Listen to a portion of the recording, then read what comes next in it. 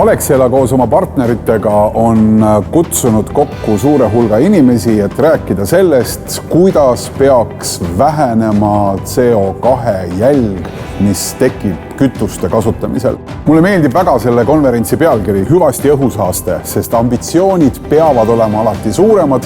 Nagu me väga hästi teame, siis autotransport, nii eraisikute kui suuremahuline transport genereerib suure hulga CO2 jäätmeid.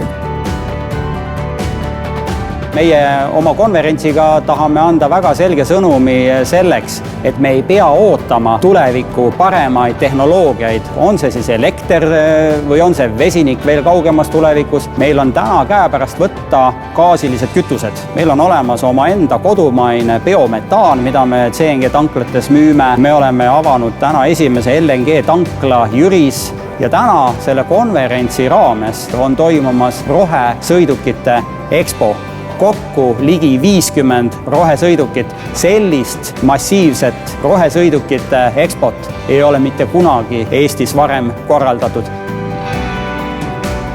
The challenges for Europe in the field of transport and climate adaptation are huge. I mean, today we are not going to achieve the Paris Agreement targets, and so we really need to address that very, very fast. I mean, I don't think that there are a lot of alternatives. In fact, what we need to do is combining all of the different actions together. So it is about having those refueling and other alternative fuels that are being discussed here today at the conference, but we also need to work on each of the individual transport modes. So it's also rail, air, maritime, that need to combine and that need to offer choices to business and to citizens in order to find the achievement of the Paris Agreement.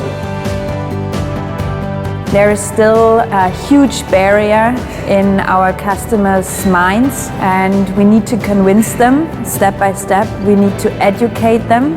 It's also going to be a big change for them or for all of us, you know. Our driving behavior will change a little bit, so we'd like to make this change as positive as we can. So events like this are doing a great part in educating and convincing people. I think we're faced with many challenges, but obviously the one facing us all is climate change, and the transport industry is a big part of that challenge, and we have to make sure that we're a big part of the solution. I'm happy to see that so many of us share the same values and that we're all doing what we can, be it policymakers, fuel and infrastructure providers and manufacturers. Me näeme, et reaalselt need inimesed, kellel on kogemusi gaasikütuse kasutamisel, et nemad on selle gaasikütuse ja gaasiautode tõelised fännid. Seevastu need, kellel isiklikke kokkupuuteid ei ole, siis nendel on üksjagu selliseid kõhklusi ja hirme alates siis kütuse kättesaadavusest ja selle gaasiauto ohutusest. Ja need, kes ise gaasiautot kasutasid, nad nentisid, et neil olid samasugused väga sarnased kõhklused ja hirmud. Kuid tänu sellisele taustauuringule ja teiste kasutajate kogemuse kuulamisele nad suutsid need hirmud või barjäärid enda jaoks ületada ja ennekõike hakkasid nägema selle gaasikütuse eeliseid.